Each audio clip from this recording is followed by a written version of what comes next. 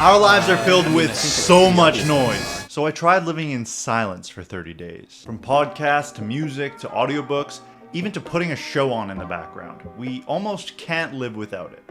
I had just completed a challenge where I kept social media off my phone for 30 days. And I wanted to take it one step further. No music, no podcasts, no audiobooks. Nothing while I worked out, drove, cleaned, or cooked. The goal? Less mental clutter and more original thought. Because in 2025 alone, I've listened to 20 audiobooks and God knows how many podcasts. So this was going to be a challenge. I thought of this challenge last night and I had no intention of starting it today whatsoever. I thought it was a good idea. I didn't know what month I was going to start it. It definitely was not on the docket for today, but I got to the gym this morning and AirPods are dead. I figured it's as good a day as any. I'm already gonna knock out one session on the treadmill without any distractions, without any audiobooks, podcasts, or music. And honestly, it went pretty good. I did 20 minutes on the treadmill this morning. I always do that before every workout. That 16th minute, I feel like lasted its own little 20 minutes. Day one was tougher than I expected, but I was still excited. I thought maybe I'd find the clarity I've been looking for. My drive to work is 45 minutes. The fact that I can't listen to a podcast or audiobook on my commute to work makes this cat just jumped on my lap. It makes me want to call in sick today, but it's a challenge. There's a reason it's a challenge and not easy. I'm hoping I get something out of it, but I guess we'll see. In 1922, George Frost installed the first car radio into his Ford Model T. So, if you've ever felt like you can't drive without something playing in the background, you're not alone. We've been doing it for over 100 years. That drive to work on day two made me realize how deeply I relied on constant noise. I felt like I was going through withdrawals. By day four, I was already questioning if this challenge was worth it. I'm starting to think that this challenge may not be for me. I think maybe it's not a bad thing to want to learn something while you're driving, especially if you get tired while you're driving. It's a good way to stay awake. I think maybe being more intentional about what noise I choose. I don't know, it's getting difficult.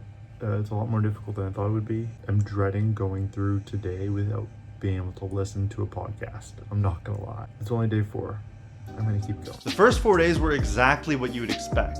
The gym felt endless, the commute felt miserable, and the silence felt more like boredom than peace. And by day 4, I really wasn't sure if this challenge was helping me or just making my life harder. All right, so I just completed my day 5 morning workout without any AirPods or anything like that.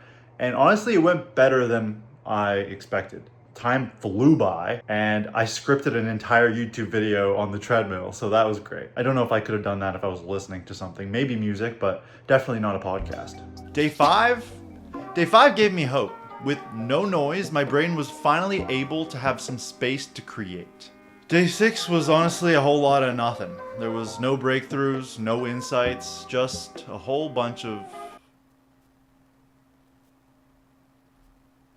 I don't think the benefits have outweighed the boredom. I thought the benefits would be a little bit more obvious. They're not. I think this is a good lesson in giving yourself some deliberate silence so that your brain can think without consuming media, where you can come up with your own original thoughts. But I think there's better ways to do that. So I'm done with this challenge now. I think this was a cool experiment. I'm excited to do the next one. I have a squeaky ass washing machine and it's ruining this video. And unfortunately, that was it. 1 week in and I quit. They say silence is golden, but likes are platinum. So help me out, please. Look, I thought silence would clear my head and help me focus. Instead, it showed me how addicted I was to filling every single moment with noise. The truth is, total silence isn't the answer. Deliberate silence is. Sometimes you don't need more input, you just need to have some space to hear your thoughts. On that day 7, driving with my fiance in the car, I realized why music was so important. I'm not saying it, I'm just moving my hand. Let's just hope she doesn't watch this video. So this challenge didn't last the 30 days, obviously. But that's the point of experiments. Sometimes they don't succeed, but maybe along the way you learn something. And I learned that having some space for my thoughts is a good thing. creating some kind of deliberate silence might be the way to go. And because of that, I'm already planning my next 30-day challenge. So if you want to see how I fare through 30 days of meditation, and if that does anything different for me, hit that subscribe button and we'll talk to you next time.